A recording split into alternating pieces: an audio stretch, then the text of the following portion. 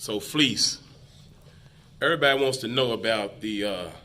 How did you end up on Lockup Raw on MSNBC? Yeah, I'll tell you that. First of all, I was in prison. I was causing mayhem, and then I eventually lay down. So they had what you call a skirt straight program. Bring juveniles in there, scare them, tell them shit that'll deter them from getting in trouble, You come to prison, you gonna be my boy, all that shit, right? Well, I was the one that can break them all down, make them cry and all this shit, right? So I forgot about all the damage I did in prison before I laid down. The $200 million lawsuit that came against the state and all that stuff, the hatred there, right, towards me. So MSNBC come in and the warden asked me to do a documentary for all the juveniles in America, worldwide. And at that time, I didn't think I was gonna ever get out of prison. I mean, I'm going on 30-something years in. So I said, fuck it. Maybe I could do a little good and help somebody, right? So I told myself when I do this documentary, I ain't gonna tell them the shit that their parents told them. Stay out of trouble, you end up in prison. They done heard all this shit. This shit don't register.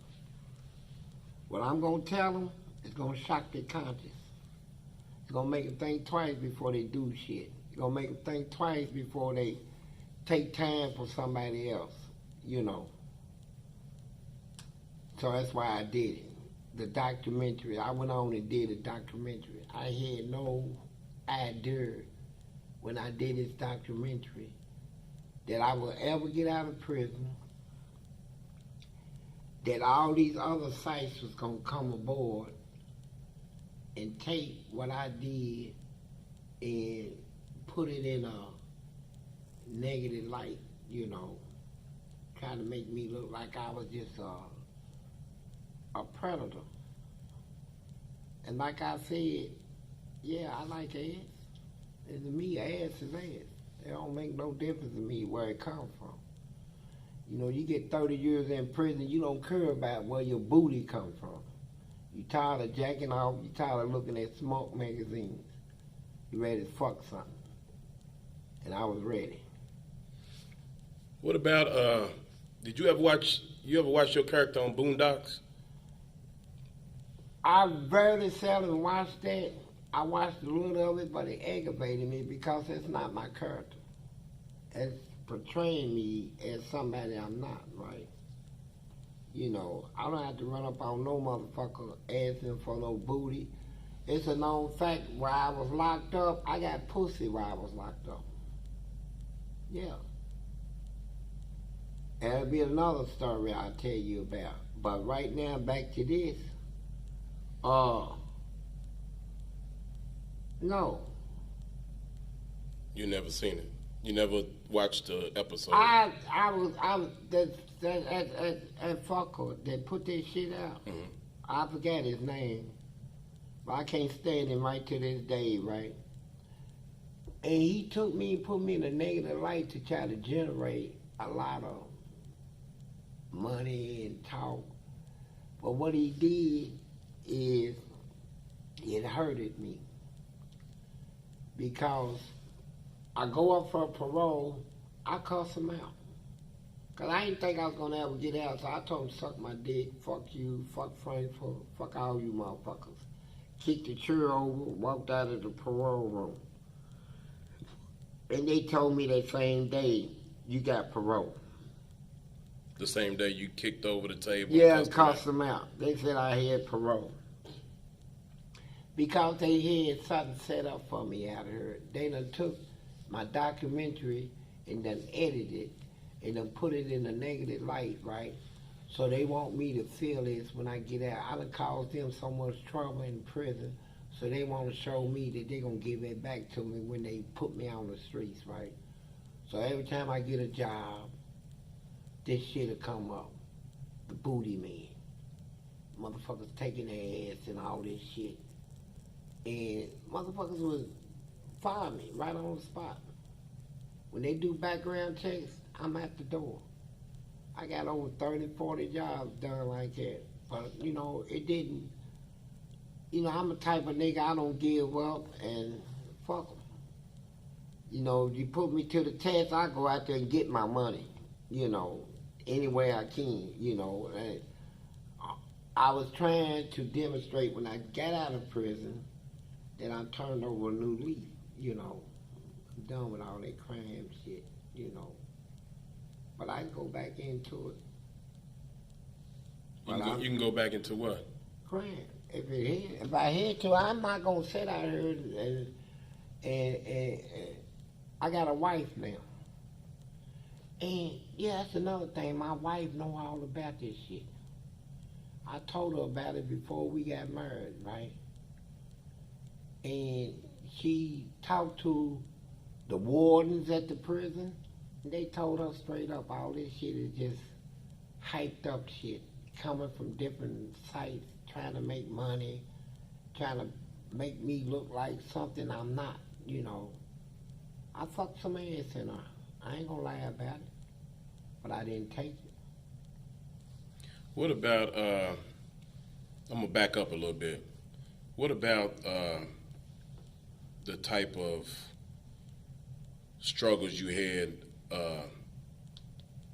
You told me a story about them taking you down to the basement where Death Row was. Man, let me tell you this. I'm glad you brought this up. Eddyville, they segregation system. That's what we call the whole segregation. That's where you go when you get a disciplinary report inside the prison where you done misbehaved and the guards come to you. Like out here on the street, they put you in jail. In there, they put you in the whole segregation when you do a wrong or something violating the rules. They put me in segregation. I don't even know if I want to talk about this shit for real. It kind of pissed me off. Well, fuck it. I'll talk about it. I was the only inmate in there that stood up against them. I'm not going to sit down and tolerate a lot of disrespect. Feeding me any way you want to feed me and treating us the way you want to treat us. When we go take showers, all the towels and stuff is dirty and they stink. All this shit. So they locked me up one day, put me in the hole, and they put me in a cell that was leaking water. I mean, the floor was just covered with water. So I called the guard. I said, can you put me in a better cell? I said, there was some cells empty on my way to this cell. He said, no. I said, can I speak to a lieutenant? He said, lieutenant's busy. So I started hollering, lieutenant, screaming it. Some motherfuckers gonna come up here and get me out of this cell, right? Lieutenant come up here. So he claimed that I was disturbing the walk. Told me, turn around and be handcuffed. So they took me off 11 and 12 walk all the way down to 15 walk. That's one of the electric chairs there. Down there, you got rats come up through the hole in the toilet. That's how nasty it is down there. You be sitting in your cell, and a rat will come up through the toilet. Yeah, a rat. And the toilet is set in a square brick block. They got a brick wall around the toilet, square brick wall. So when you sit on it, your feet will be flat out like that. You know, so I'm not going to sit on this motherfucker because the toilet is all green and shit on the inside, and it's still like that right now. So I get over in and squat and shit. You know, but when they put me in that cell, he said I disturbed the wall. So the policy back in was 4 4-point restraint. I mean, strip you down naked, change your arms and your legs to a steel bed, naked. And it's supposed to be for 3 hours. Well, down there in the wintertime, it's about 100 degrees. It's the summertime, so you can imagine how hot it was. So I'm laying down there. I went on, let them put me in 4-point restraint, butt naked on the bed. I started sweating real bad. So I said, fuck it. I'm made, aggravated, so I go to sleep.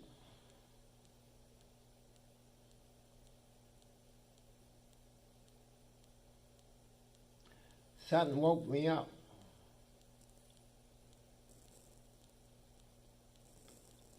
And it was about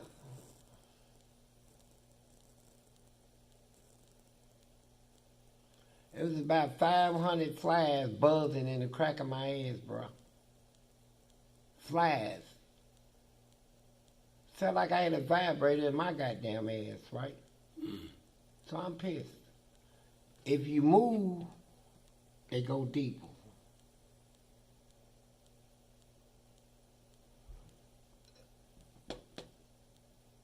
I say, fuck his shit. I'm gonna get him back. You know, 'cause where I come from, you always get your lick back. You know, we don't let a situation get out of the way unless we get our lick back. So, when I came up out of the hole, after dealing with them flies, I'm feeling like something done died in me, bro. So, I come back up on the walk. They took me out and put me back in a regular cell. I said, I'm going to get every one of these motherfuckers back. So I'm the one that invented the shit wall in Kentucky State Penitentiary. It was due to that disrespect that they brought to me. So I was taking 3-gallon buckets, filling it up with shit, 2 cans of Magic Shade, and some glass, broken glass. So when I throw it on them, and they try to rub it off of them, they just be smearing it on them, and the glass gonna cut into them, and the Magic Shade gonna take their hair out, make them think they caught a disease or something. Like, it's a psychological thing. I'm gonna fight you back. So I started that, and that shit took off and went into 6 years of it. All the inmates joined in, and we got to the point where the guards couldn't even come on the wall. They used to call me and ask me, Fleece, can I come on the wall and feed everybody? I said, yeah, if you give everybody 2 trays. Sometimes I say 3 trays. If not, don't even come on this wall. We're going to shit you down, right? And so they kept complaining to the lawmakers in Frankfurt. And the lawmakers were telling them, you work there at your own consent, right? You know, that's part of the job, right? And they wouldn't do nothing for them. So this is why I went on for 6 years. And then they finally caved in and made it a felony. That if you throw shit or spit on the guard, it's a felony. You go into court. I'm done. Everybody else, some of them was done. Some of them said, fuck it, kept going, right? It was our only way to let them know you got all the billy clubs, taser guns, electric shields. We got shit. Fight that. We got something to fight you back with, right? So after all that shit went down, that's when I, about a couple of years later, well, months, not years, months, I threw that boiling bleach. Boiling? Yeah, this motherfucker, he made a warden, and he's nasty. And all the inmates is afraid of him, and he made warden just being a nasty, rotten-ass motherfucker. And when he came by my cell, I threw that 5-gallon bucket of bleach in his face after I done boiled it for 4 or 5 hours. Get the fuck out of here, man. You ain't my ward. And he went into a hospital. He stayed in there 18 months getting skin grafts and shit. And at the same time, I'm still fighting him on all other levels. I'm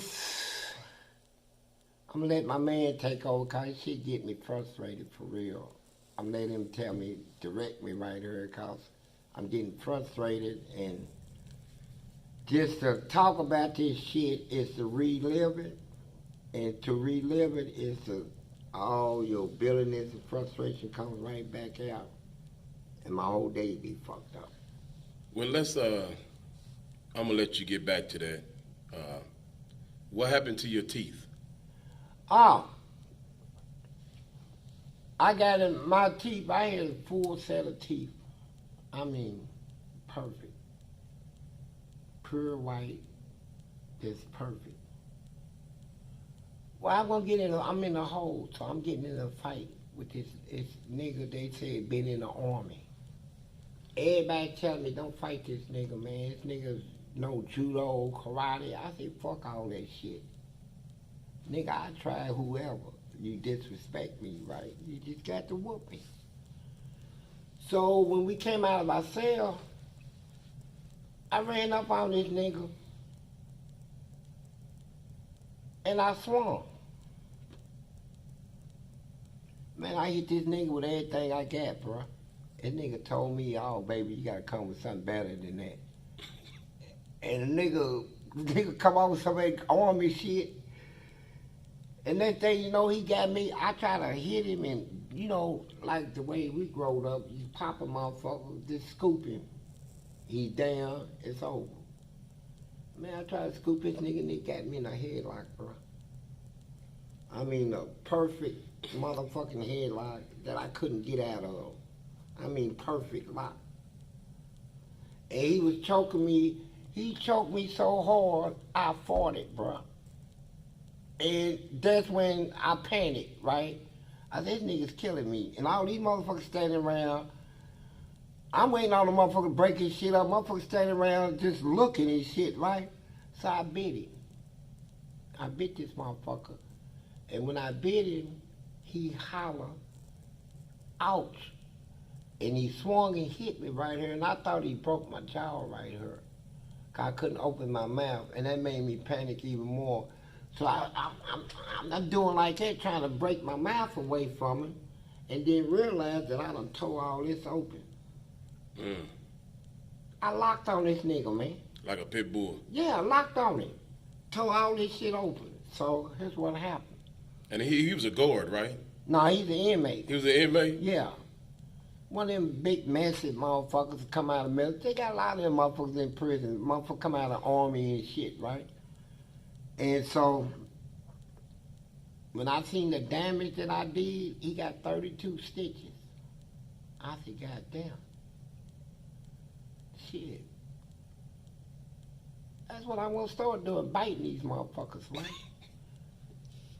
And so, the next fight I got into, I bit this motherfucker, bit his ear off.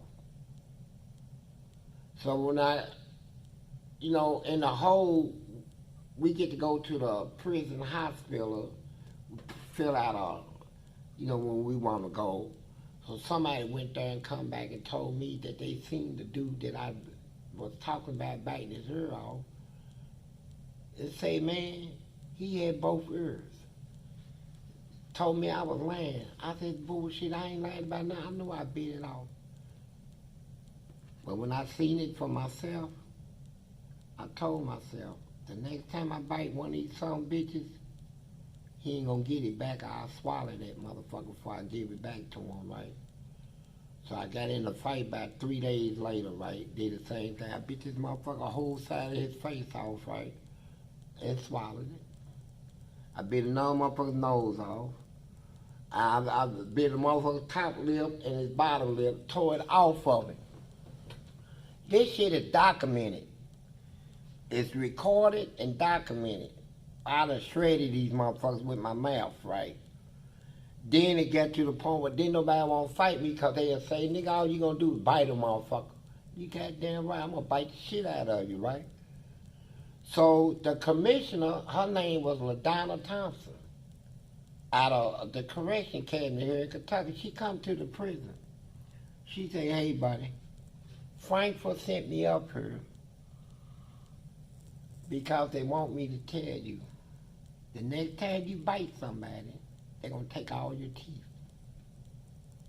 I said, that's bullshit. They can't take all my teeth. It's against the law and all that shit, right? She said, well, I'm just telling you. She said, you got 34 bites. Damn.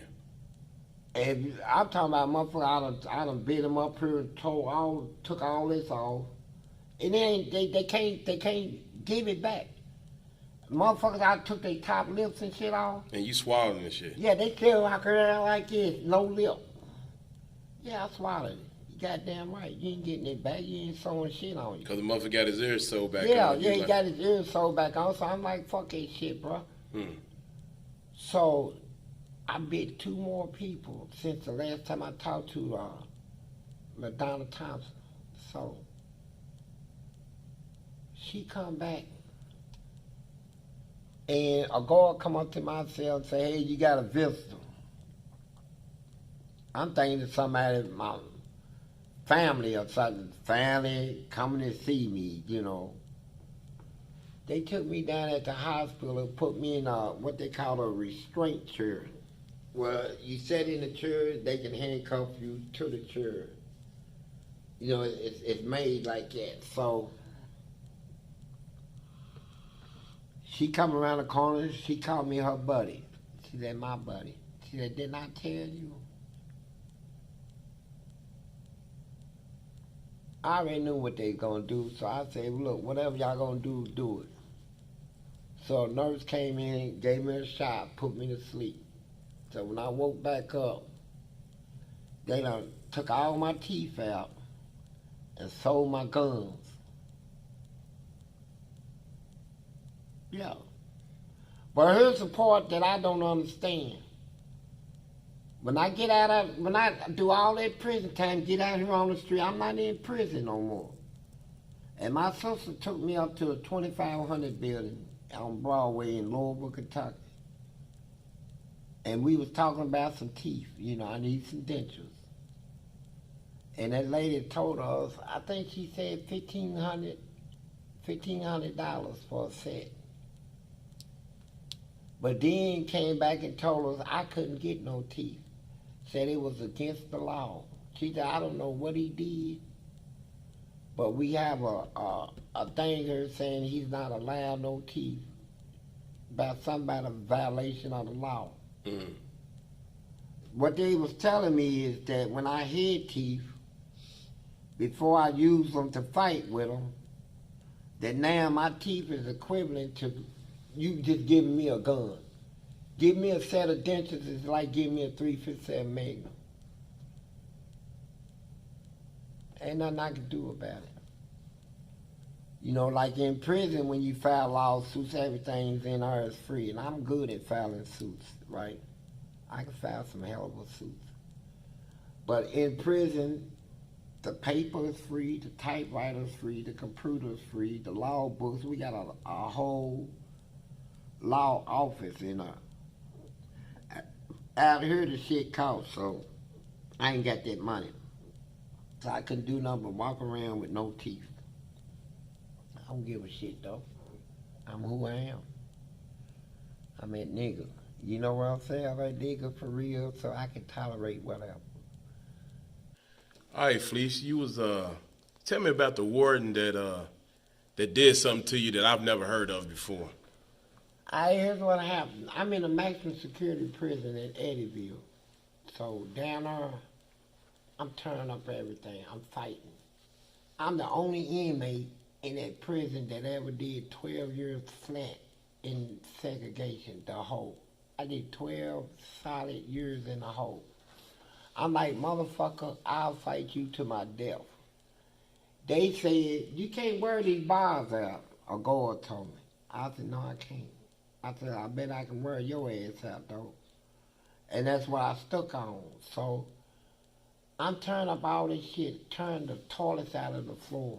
bolted to the floor. I turn them out, slam them, tear the steel beds off the wall, tear the whole door off, steel bar doors, bend the tracks where they can't open the door. So they said they got sick of me turning up all this shit. And let me put this out there. When Martha Lane Collins was governor, you can look it up in the Courier Journal newspaper. It cost $650,000 to prepare the damage done in the lecture room. I did it. I took a mop wranger and beat the lecture off the stand. I did it. Now let me get back to you. Why these motherfuckers hate me. So, these motherfuckers, they didn't like me. So, they built down at North Point Training Center here in Kentucky, they built what they call a destructive proof cell, where I can't tear shit up in there. The bed was made out of solid concrete. They took the door, put a solid steel plate over the door with little holes in it like that where they can peep in and see what I'm doing. Everything else, the toilet and everything was welded and bolted to the floor, the lights in the seat, everything. So when they brought me down there, I'm thinking they just transferred me, just gave me a break from Eddyville, just to cool me off for some old shit. They brought me down there on some bullshit. So when they put me in the cell, they stripped me naked. No shoes, no socks, no toilet paper, no mattress, no sheet, no blankets. And they left me like that for 8 months. Because I already knew that they was, I said, man, why y'all doing me like this? I said, I ain't got no problems with y'all. My problems is with the guards at Eddyville. That's who I've been fighting. I didn't realize that when you fight one, you might as well fight them all because they a system. As an organization, they going to all fight with each other against whoever fights them. So when wintertime come up,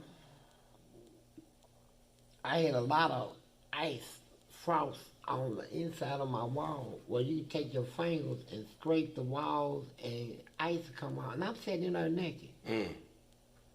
I said, one or two things gonna happen, bro. If you don't go on and fight these people, you're gonna die. You're gonna freeze to death and then you're gonna catch something, right? So I say, fuck it. I'm not gonna die in there. So when I got done with them, I tore the whole door off, steel door. Tore the toilet off, tore the ceiling out, knocked the whole wall out. I knocked the whole wall down. With what? With a bed and a toilet. I took the toilet that I done tore off the floor and kept smacking it to the wall till it knocked the hole all the way through. I tore the whole wall down. Well, the warden had his guards, and I knocked all the water sprinklers. I had all busted all in, and I beat everybody at the inmate's door, so the guards couldn't even open their door. They had to shut that whole wall down. So they took me to the warden's office, butt naked. He said, take all that shit off of him. His name was Dewey Showers. And if he's alive, you can see me now, Dewey, smiling at you. Yeah, he was a nasty, cocky, country, hillbilly motherfucker. He said, take all that shit off of him. They said, Warden, he might go off. He said, he ain't crazy. He said, what's this on my desk? I said, it's a 38.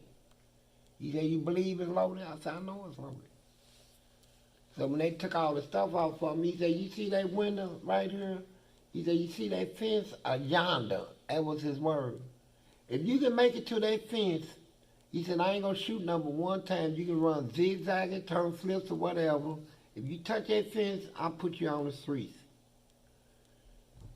I said, man, I'm not climbing out that window. Fuck that. So he told them guards, throw him out. I was pitching them motherfuckers everywhere. You didn't get me out that goddamn window. So he shot the gun. Everybody froze. Now you ain't supposed to buy He shot it where? He shot it right there in his office. And I bet you right now to this day that bullet hole is still in her. I bet you it is. You're not allowed to bring a gun inside an institution, nobody, warden, nobody, unless a big rat or something like that, you know. He said, here's what I'm going to do for you. I'm sick of you tearing up all my shit. He said, now I'm going to give you all your property back. I'm going to let you draw $150 a canteen out of the store. I pay for it. But the first time you act up, I'm going to take this gun and come down and I'm going to shoot your black ass. I said, all right. I walked across the loop, all the inmates walking. They said, who the fuck is this walking across the loop naked? I went to the private room, got my clothes and shit, went to the canteen. The warden already called them. They gave me all their canteen. I'm the only inmate in the hole with canteen. Cigarettes, all this shit. So, the same day they had a white girl named Carol. Me and her used to cuss each other every time she come on, old big titty, red-headed bitch. I used to fuck with her, cuss her out. So when she came on, she looked at my cell and seen all this shit in her. So she stood there and told me, she said, you know what, they some weak son of a bitches. Give you all that shit back. And remember, that warden told me if I get one write-up, he's going to come down there and go off. And just without me even thinking, I said, fuck you, bitch. She said, I'm writing you up. I said, write this up. I tried to spit on her and all this shit, right? So I said, fuck it. So here they come. I went off. I took all that shit and tore it up. Gave the inmates that didn't have nothing, been in a hole, ain't ate a cookie in 6 months. I gave them all kinds of shit. I said, now I'm ready to go off, fuck them. Man, that warden come over, a little fat motherfucker. He came over though. He said, what did I tell you? I said, what? He said, didn't I tell you, you do something else, what I was going to do was shoot your black ass? I said, that's what you said, so what you going to do? That motherfucker shot me. In the prison? Inside the goddamn prison. Shot me. Okay, didn't take me to the hospital. Had a prison nurse to look at. He said, just clean his wounds and bandage him up. So, I filed a lawsuit on this shit, but what made me drop my lawsuit is my daddy got locked up. And we didn't get along, but I still got respect for him. And they took me in the warden's office and told me that if I don't drop my lawsuit, that my daddy who applied for what they call it, 30 days shock probation, that if I don't drop it, they gonna send him to Eddyville prison, where I done did all my fighting and stuff, and I know they'll try to get back at me if he goes down there. They'll try to get at my daddy to get at me. So I dropped the lawsuit. Yeah, they probably would have tortured him. Yeah, it just made me go out. But that's what happened. And so I want all my fans to know that the reason why so much shit is spoken of about me on these documentaries is because they don't talk about what I did in the prison, right? I cost the state $200 million in a lawsuit. Western District of Paducah, the suit was Kendrick versus Bland. You can just look it up and it'll take you straight to it. Kendrick versus Bland. It was my testimony. That same warden that shot me, we was in court. And I had help coming from the Department of Justice, Washington D.C., and the lady that my lawyer, her name was black lady, and I love her to death. Her name was Marty Fleetwood. And if you hear me, Marty Fleetwood, yeah, heads up to you. And she came down there with two of her black ladies. One of them was an investigator, and one was do all the researching and stuff. What, for the state? No, Department of Justice. Oh, okay. And we went in the courtroom, and this is a consent decree. So they done already told me, they said, look, Fleece, we can beat your case, put you on the street, put money in your pocket. We can take your case consolidated with the consent decree and get one judgment for all the inmates. So what you want to do? So I put me on the back burner and said, let's get one judgment for everybody. You know, I'm standing up for everybody. So we go to court, and these death row inmates start trying to break out of the courtroom, turned the ceiling out and got caught. The sheriff and the federal marshals escorted all the inmates back to the penitentiary. And I'm sitting there like, God damn. Please let me go out there and testify.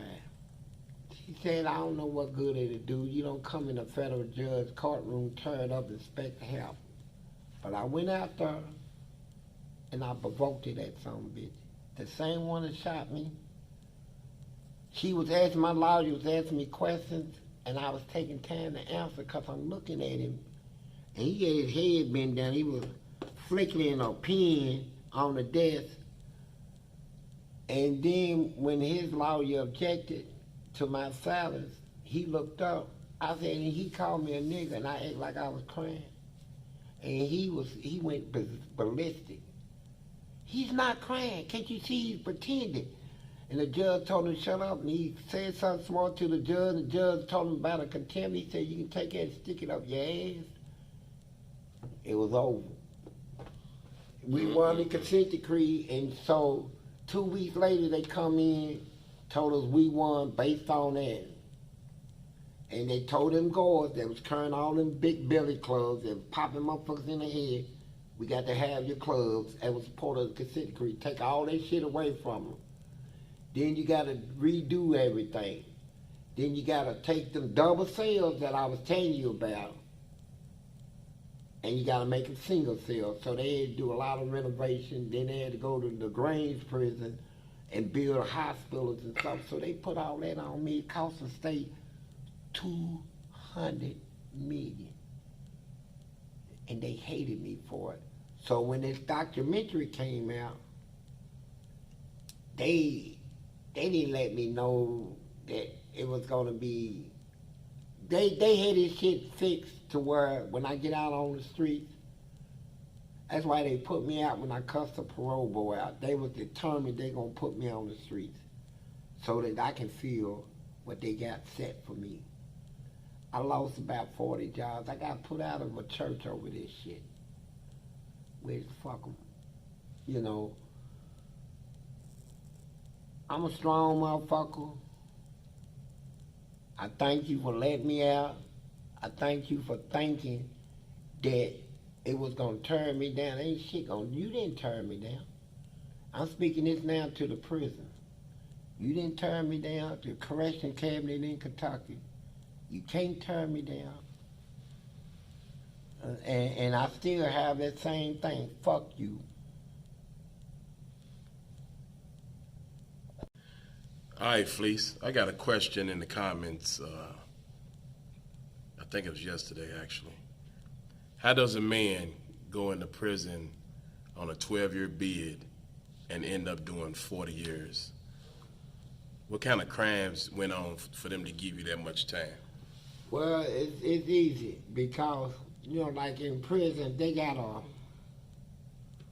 their own rules and regulations. Like on a fight, you get in a normal fight, it's 15 days in a hole. While you fighting, you break his jaw. They take it up to 45 days in a hole. You stab him, bust their head, or kill them. You go to outside court. That's called a 7-1, 7-2 write-up. That's the highest you can get in the fight department. So, when I go to prison, remember, what everybody is forgetting to remember is how old I was. I turned 16 in the penitentiary. I'm in the penitentiary, the maximum security penitentiary with some of the rough serial killers. Motherfuckers that done killed whole fucking communities and shit. That's who they put me in there around. You got people being locked up for ages. They man ain't on nothing but booty, butt, fucking something, punking the motherfucker out, taking the motherfucker's money. Then you got all these inmates in there that their families don't send them no money. So everybody's in there stealing, hustling, trying to get shit, right? So,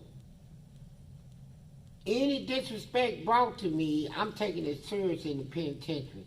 Because in prison, you fight a regular fight and you think it's over, motherfucker come back and stab you, kill you. You know, I done seen so much of that and I heard so much of it to where I got to the point where if I get in a fight,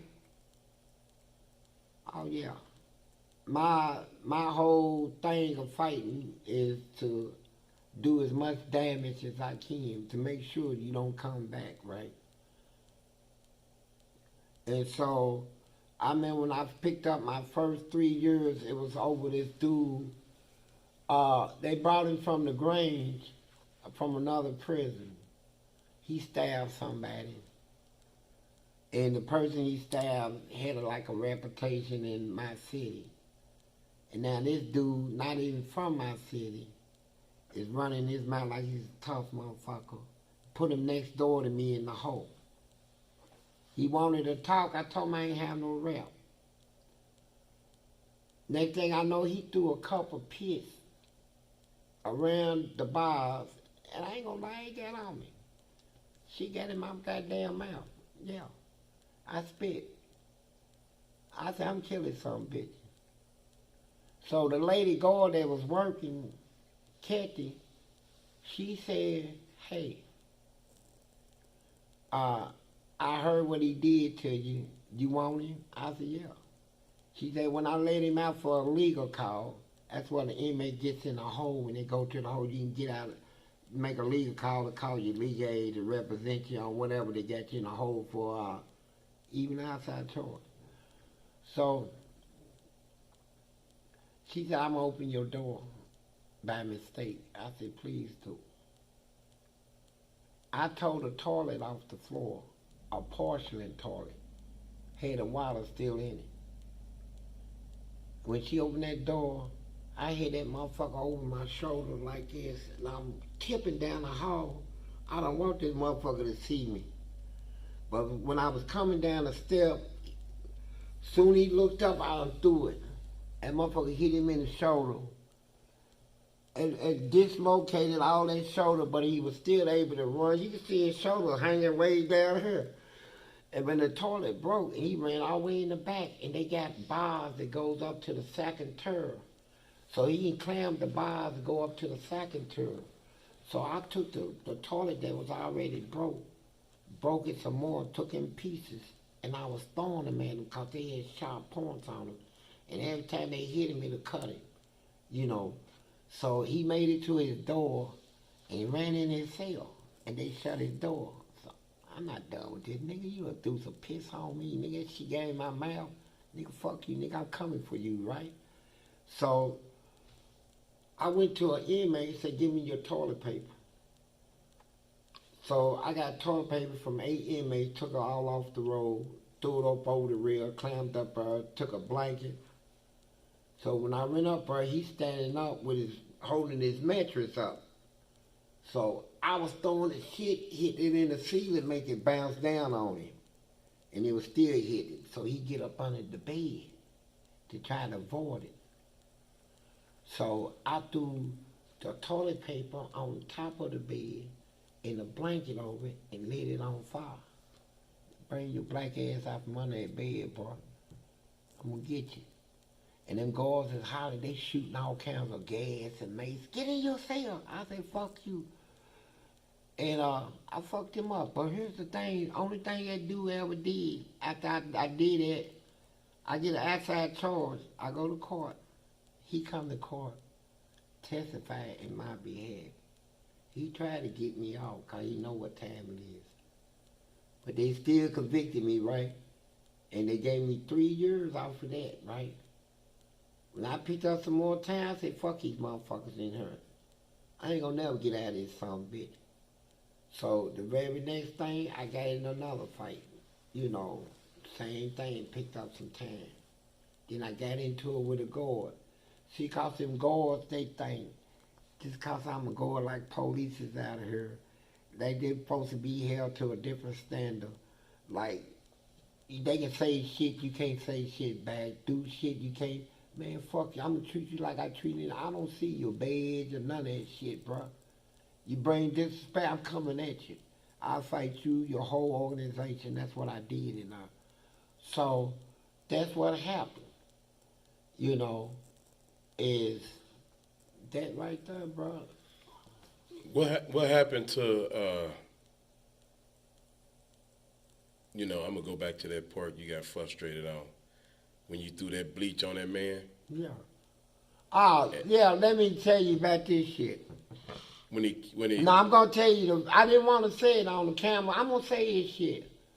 I didn't want to say it on camera because look at the mindset. First, I'm asking all my friends to just hear this shit out and take this to heart, man. I'm a hard motherfucker, and I can be real hard. This man that I threw that bleach on, that guard, he did 18 months in the hospital getting skin grafts. All this shit was gone. His lip fell off. All that shit was hot. You know. So they built a special cell for me, just like the one you see in Silence of the Lamb, big plastic glass cell. They built that for me on 15 Walk in Eddyville, where the plastic shield thing went over the whole door, where I can't throw nothing on nobody, and they can feed me without me assaulting them. You know, I get to them. So after 18 months of being in there naked, they didn't give me shit. I slept down there with the rats and the motherfucking lizards and all that bullshit. They bring this motherfucker in, the one I threw the bleach on. Fucked me up one day. It was lunch. They had brown beans and they had hamburger. No cheese, just hamburger and brown beans in a paper cup. They said, somebody's here to see you. I done forgot all about this motherfucker. I'm thinking, shit, I'll never see him again. This is 18 months later. A guard turned the corner with his face all fucked up and all that shit, and he had my food tray in his hand. They wanted him to get back at me. So he handed me my food tray, and it was a big old pile of spit in the motherfucking beans, brown beans. I mean, it was so much spit, looked like 100 motherfuckers spit in it. In a little paper cup, it was golden, just the darkest piss you can smell the shit. Soon they gave me the tray, I smelled the piss, right? Pneumonia smell like raw. And he handed me my tray. So it went through my mind right then and there. Oh, this motherfucker's trying to come back. And if I show fear right here, they gonna do this shit every day. They gonna put me in torment every day. So I grabbed a tray. I didn't use a motherfucking spoon, a plastic spoon or nothing. With my bare hands, I grabbed that big old pile of beans, threw it in my mouth, all of it. With the spit in it. With the spit in it, and ate it. Drunk the goddamn cup of piss and said, thank you, can I get some more? It was good. And when they looked at me, they said, oh, goddamn, he quit. That's when he said, I'm done, I quit. Good. Because if I didn't do it, he would have came back, he would have been the warden, and he would have made sure every day he would have did something to me. So I say, man, I'm in a situation right now where I'm going to have to make a judgment call. You know, I said, fuck this shit. My body, I don't get sick anyway, right? I ain't had a cold since I was fucking what, 15 or 16. I'm 65 right now. You know, I ain't been in and out of hospitals or none of that shit. I ain't been in a hospital. So, I came out of penitentiary after 40 years with not a scratch on me.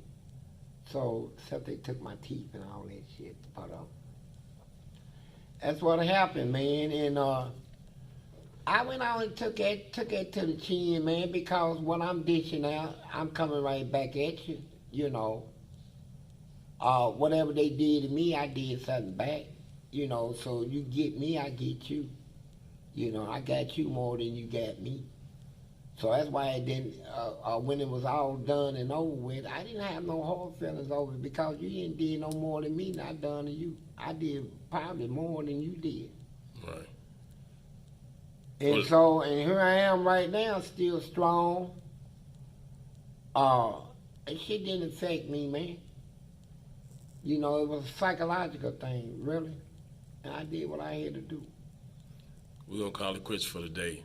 Okay. This is another good day with Fleece. Hey, let me say this, though, before you call it quits, right? Yeah.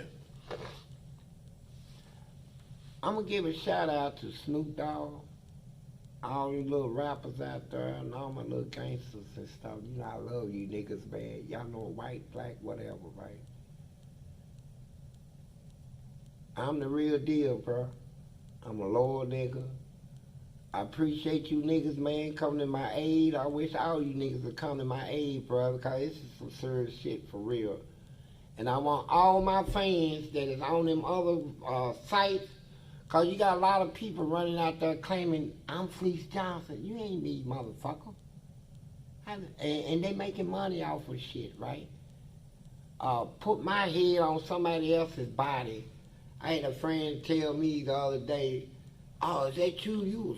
I said, nigga, that ain't even my body. Dumbass motherfucker. But anyway, I love y'all, man. And I'm going to tell you this. This ain't even a portion of what you want to hear and what I got to tell you. This ain't even a part. This is just a fragment. What I got to tell you next, believe me, you don't want to hear this shit. You don't want to hear this.